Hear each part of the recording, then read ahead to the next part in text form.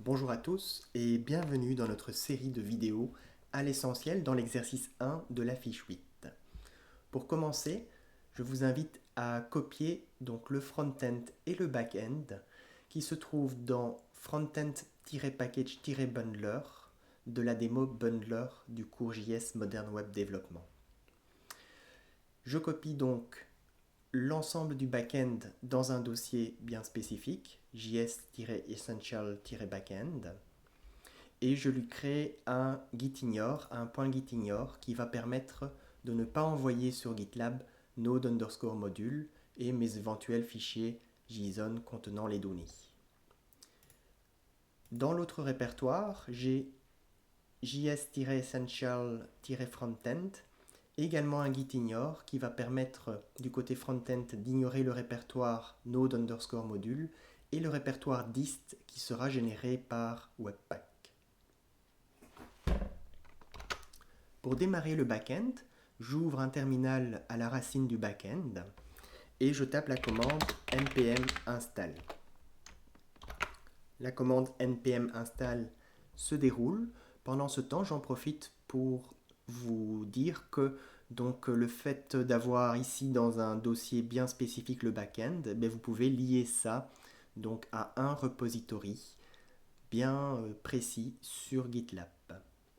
De même pour le front-end, il est dans un autre répertoire et donc cet autre répertoire, vous pouvez le lier à un autre repository différent du premier sur GitLab. Je précise encore qu'un seul fichier .gitignore suffit à la racine d'un repository. L'installation du backend est maintenant terminée. Pour démarrer le backend, vous tapez la commande npm start. Voilà, le backend démarre. Pour préciser quelque chose, dans package.json, quand vous tapez npm start, c'est cette commande-ci qui est exécutée, node.bin/www. Donc le moteur Node.js va démarrer le script qui est www dans bin. Démarrons maintenant le front-end. Pour ça, j'ouvre une autre fenêtre de commande à la racine du front-end et je tape également npm install. npm install va installer tous les packages qui sont répertoriés dans package.json. Voilà, npm install est terminé.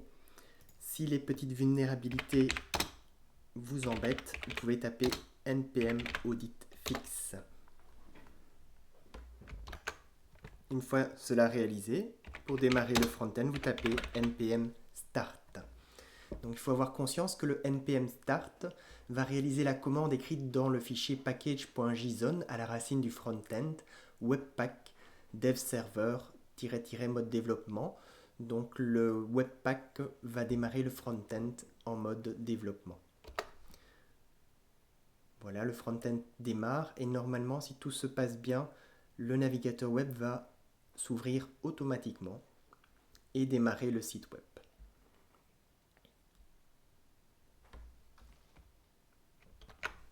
Le site web a bien démarré. Le document à la racine du front-end webpack.config est très précieux. Le point essentiel, c'est le script qui se trouve dans src-index.js. C'est lui le point d'entrée dans toute votre logique JavaScript côté client. Si vous faites un démarrage en mode build pour la production, eh bien, le Webpack va construire un fichier qui s'appelle bundle.js et placera ça dans le répertoire dist de votre solution. Il y a également un serveur de développement avec un proxy qui est installé, ce qui permet de démarrer et le front-end et le back-end sur la même machine locale. La configuration de ce dev server est écrite ici entre la ligne 12 et la ligne 25.